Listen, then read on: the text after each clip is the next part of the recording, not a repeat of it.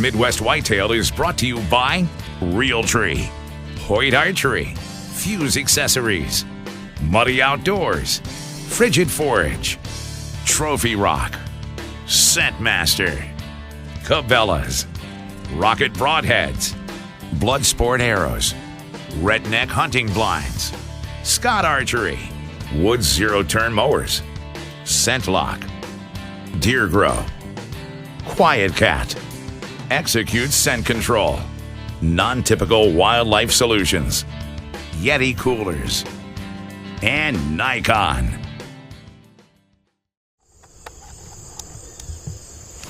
Welcome to Midwest Whitetail. I'm going to talk some more about what I'm doing in this spot a little bit later in the episode. But first, we kind of gave you a little bit of an introduction to this hunt at the close of last week's episode. This is our son Drew's hunt from the first weekend of Iowa's youth season.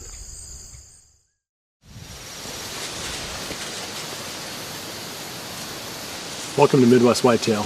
Today's the 21st of September, and it's the opening day of Iowa's youth season. Drew and I are heading back on this ridge. We've got a lot of history hunting back here with the double G4 buck a couple of years ago, and there have been some other good ones that we've hunted back in here. This evening there are two deer that have showed up on the trail camera that we're hoping to see. One of them is a buck. I think it's this buck that we were calling Buck Norris last year, but it's an older deer for sure, and it's got the same kind of rack as what old Buck Norris had. So I think it's him. He's been showing up in daylight. And another one that we had nicknamed One-Eyed Jack, because something's wrong with one of his eyes. And it's the same deer that when we were back here last year during the youth season, we had come out at pretty close range, and I asked Drew to pass him up that year. So we're going to give him a chance to shoot this buck this year if he comes out. I'll tell you another thing that's kind of ironic about this spot. We put these hot zone fences out in order to keep the deer out of certain areas so that the food plot can grow. So it's kind of funny that normally the fence is designed to keep the deer out of the food so we have a better hunt. This hunt, the fence is going to keep the deer away from the blind. So we've got the gun though, and we'll have plenty of range to catch them, even though they're going to be on the other side of the fence. So it's a pretty good setup. We're going to work our way back and see what comes out this evening. It's a nice, cool day. Wind is out of the northwest, and we've had a little bit warmer temperature, so this might be a pretty nice break, and hopefully the deer will be moving in the daylight.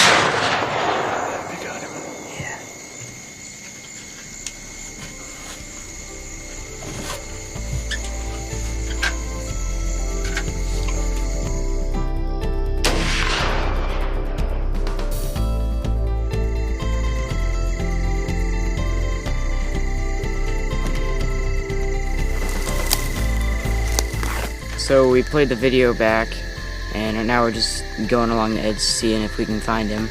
We know he went in somewhere around over there. It looked like a good hit, and we hope that he didn't go too far. Oh, there he is. Alrighty. Let's see, where did he get shot at? Should have been right square in the chest. Yeah, you can see that. Well, congratulations. Alrighty. Thanks.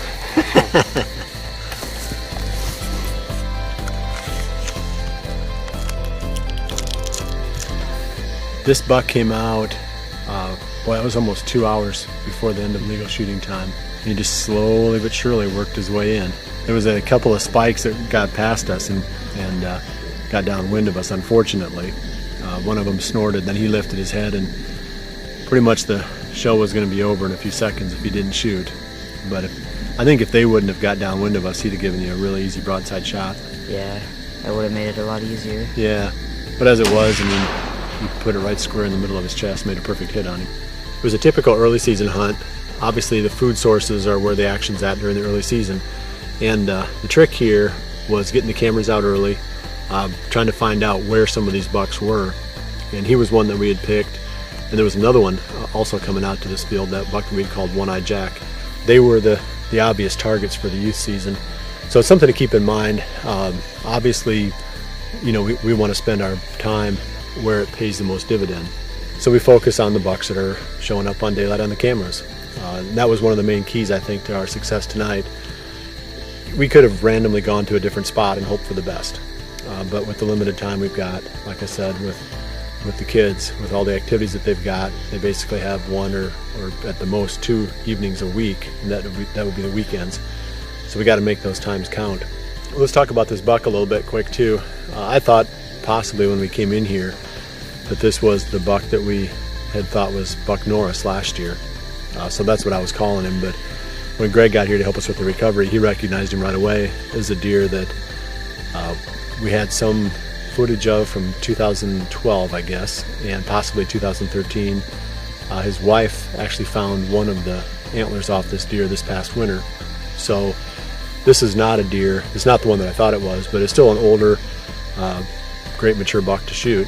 And if you look at him, his tines are a little bit kind of twisted or wavy. And there was a buck that I shot last year in October that we had nicknamed Curly, and he had a lot of the same characteristics.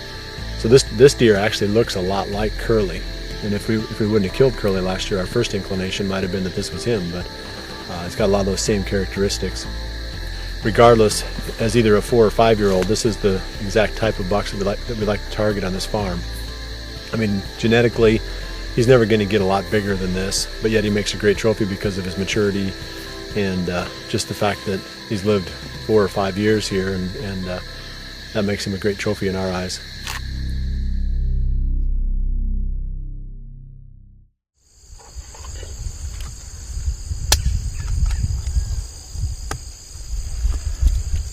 Okay, I'm putting this camera, well, let's talk about Drew's hunt for just a second.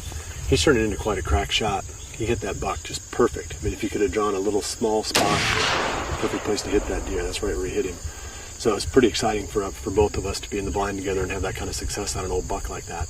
But now let's get on to my story, and that's the quest for Lucky and Big Junior. And the challenge now is figuring out the size of their actual home ranges. So we know that one of them is using one area, which is probably maybe 250 yards or 300 yards that way, and that's where Lucky's at. And I've got Big Junior coming out to this food plot about 250 yards in that direction. So, having that hypothetical circle around the area where you think they live gives you a certain number of stand options. Like, for example, right below me there's a really nice funnel on the very end of this food plot, but a nice little trail going around the end of that ridge. Is the buck using this area? If he is, then that opens up a whole nother set of stand options here and further up this valley. So that's the next step in the patterning process. We're going to keep monitoring how much he's coming out in daylight, talking about Big Junior now, in that food plot in that direction, and Lucky in that direction. We'll keep cameras in those areas, and we'll start running them on the field scan mode. or the time-lapse mode and really get a better idea of when they're coming out and where they're coming out at. I've already got cameras in place to start that process. But then I need to know how big their ranges are or what shape their ranges are.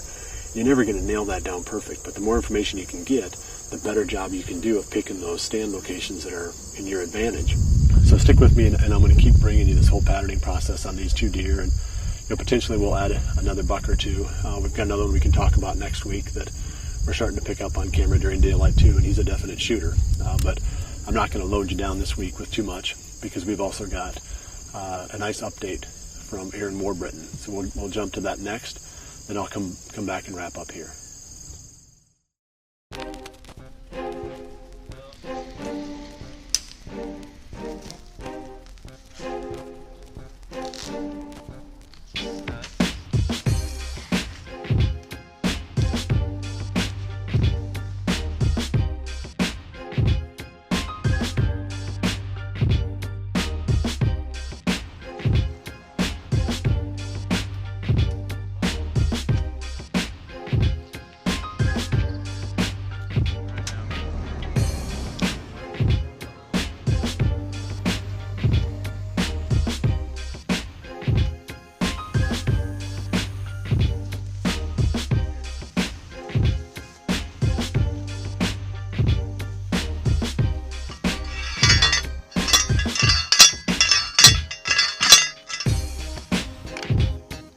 September 17th, and Kurt and I brought out the redneck hay bale blind out here to this new farm tonight to put up over this food plot. And I know we talked about doing this a few weeks back when we were filming Velvet. At the time, we hadn't found our big deer that we've been looking for, but Kurt just came and checked the camera a few days ago, and we've got a big surprise on the camera, and we're pretty sure it's that same buck. So all the stars are starting to align here on this little spot. We anticipated that deer would move back in here just like he did last year, because this is the same time period when we were getting pictures of him last season. The food plot's done really well so far. It's brought in a lot of deer throughout the summer. The beans are getting browsed heavily, but there's still a lot of food there.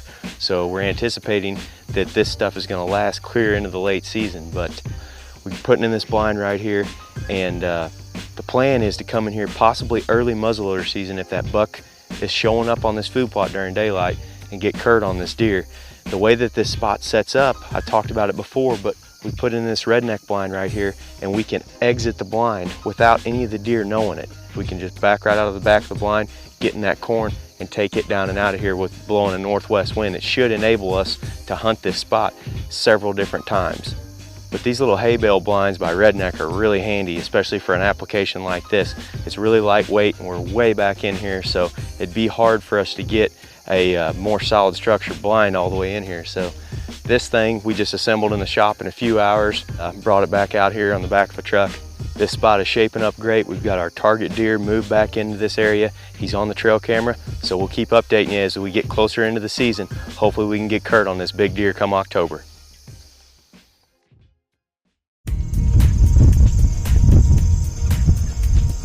Well, that wraps it up for today.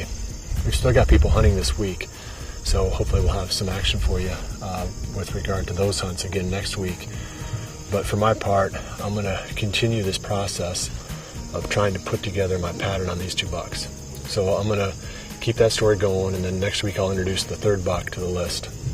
I don't want to give away too much of what we're learning here, but some of these bucks really have small ranges. Like Lucky's coming over here, but Big Junior's not going over there much, and he's not showing up on the camera down in the valley on the other side, so his range seems to be pretty small. We're going to figure out, hopefully, where it is, and then what the best stand locations are within that range to get a crack at that buck. So keep tuning in. I appreciate you joining us this week, and we'll see you right back here again next week for the next episode of Midwest Whitetail.